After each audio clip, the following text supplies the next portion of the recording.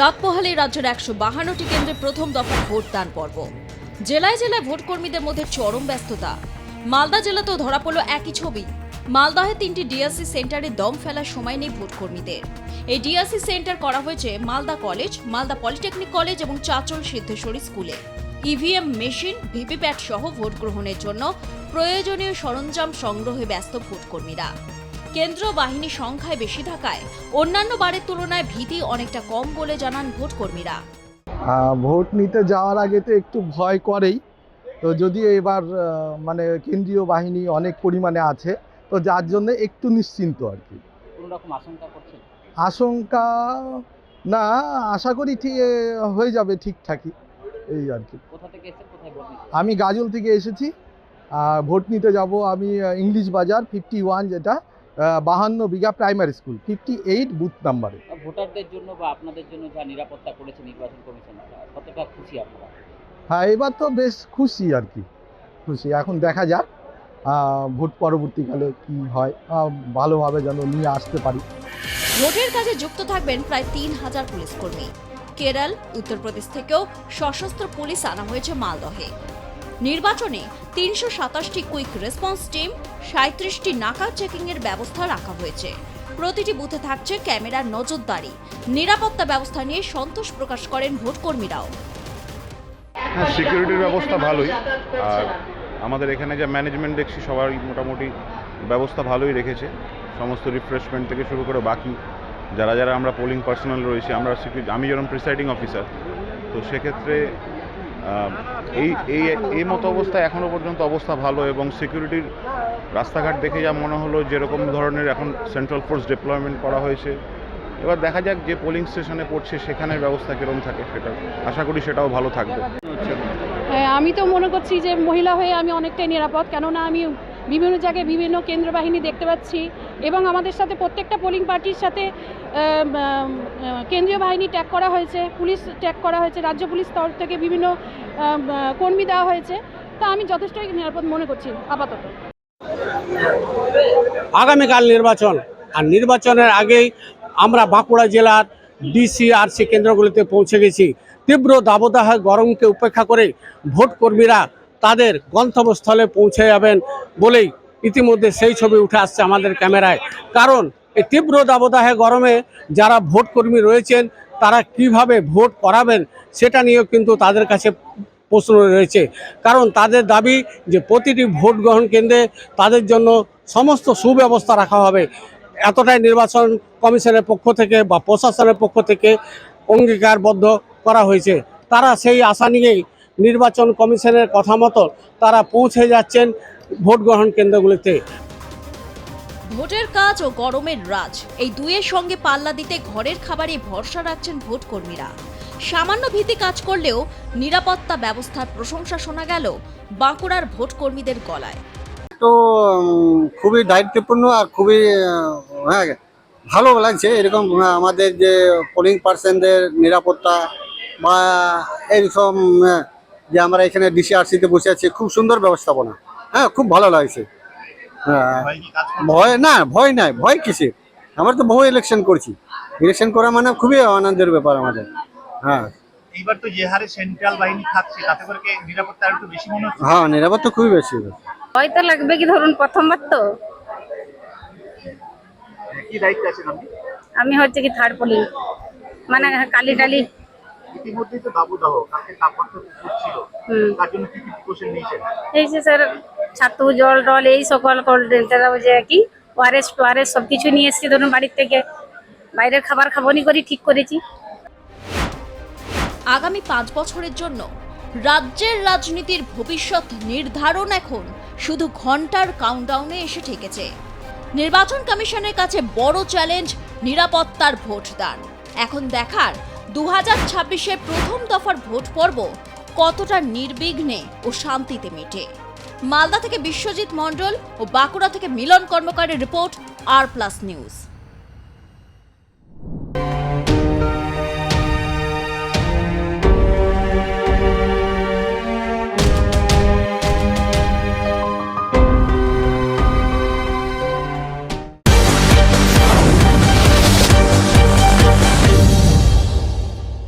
কথাই বলে বয়স কেবল সংখ্যা মাত্র। এই কথার জলজান্ত উদাহরণ কে জানেন? রাজ্য বামফ্রন্টের চেয়ারম্যান কমরেড বিমান বসু। পশ্চিমবঙ্গ তথা দেশের বাম রাজনীতির অন্যতম মুখ প্রবীণ এই নেতা।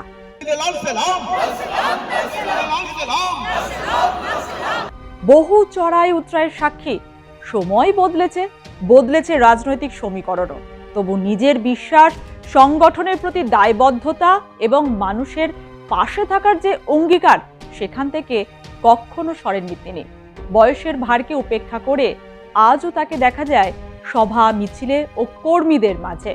বিমান বসু দলের পলিট ব্যুরোর প্রাক্তন সদস্য, পশ্চিমবঙ্গ রাজ্য কমিটির প্রাক্তন রাজ্য সম্পাদক ও বর্তমানে বামফ্রন্টের চেয়ারম্যান হিসেবে দায়িত্ব পালন করছেন।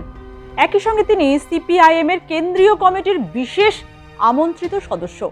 দীর্ঘ রাজনৈতিক জীবনে তিনি পশ্চিমবঙ্গে 34 বছরের লাল শাসনের স্বর্ণযুগ যেমন দেখেছেন, তেমনি পালাবদলের পরবর্তী ক্ষমতাহীন সময়ে শূন্যতার কঠিন লড়াইয়েও সাক্ষী।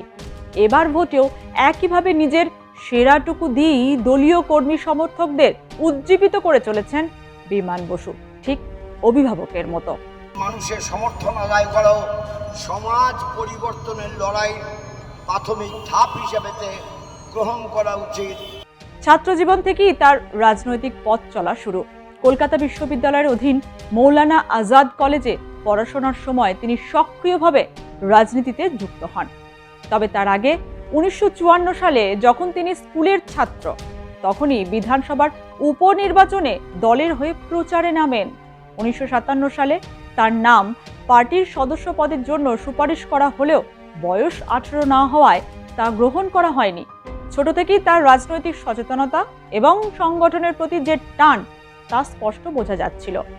1955 সালে বাংলা বিহার সংযুক্তিকরণের বিরুদ্ধে আন্দোলন ও 1959 সালের ঐতিহাসিক খাদ্য আন্দোলনে তিনি সক্রিয় ভূমিকা নেন। 1958 সালে প্রথমবার গ্রেপ্তার হন তিনি। এরপর ছাত্র আন্দোলনের গুরুত্বপূর্ণ সংগঠক হিসেবে উঠে আসেন।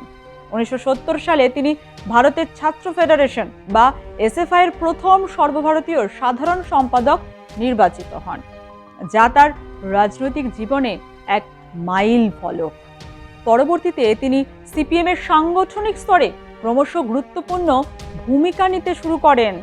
1971 সালে পশ্চিমবঙ্গের রাজ্য কমিটির সদস্য, 1985 সালে দলের কেন্দ্রীয় কমিটির সদস্য এবং 1998 সালে পলিট ব্যুরোর সদস্য হিসাবে নির্বাচিত হন। 2005 থেকে 2015 পর্যন্ত পশ্চিমবঙ্গে দলের রাজ্য সম্পাদক পদে ছিলেন তিনি।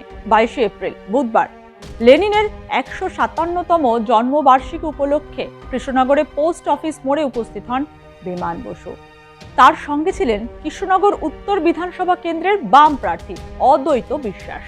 সেখানে লেনিনের মূর্তিতে পুষ্পার্ঘ্য অর্পণ করে শ্রদ্ধা জানান বিমানবাবু। তারপর সাংবাদিকদের মুখোমুখি হন তিনি। তার বক্তব্যে তিনি শ্রমজীবী মানুষের অধিকার ও বর্তমান সময়ে গণতন্ত্র রক্ষার লড়াইয়ের গুরুত্ব তুলে ধরেন। তাকে এসআইআর এর বিরুদ্ধে সুর চড়াতেও দেখা গেল। বিজেপিকে নয়া ফ্যাসিবাদী শক্তির প্রতিনিধি হিসাবে বলে তোপ দাগেন তিনি। এবারকার বিধানসভা নির্বাচন অনেক দিক থেকে গুরুত্বপূর্ণ। নয়া ফ্যাসিবাদী শক্তির প্রতিনিধি ভারতীয় জনতা পার্টি, তারা অঢের টাকার পাহাড় নিয়ে নির্বাচনী লড়াইতে অংশগ্রহণ করছে। তৃণমূল কংগ্রেস, তাদের যে কামানো টাকা সেটাও কম নেই। ফলে এই অবস্থার সামনে দাঁড়িয়ে রাজ্যে অনাচার, ব্যভিচার এবং নৈরাজ্য ও দুর্নীতির পাহাড়টাকে ভাঙতে,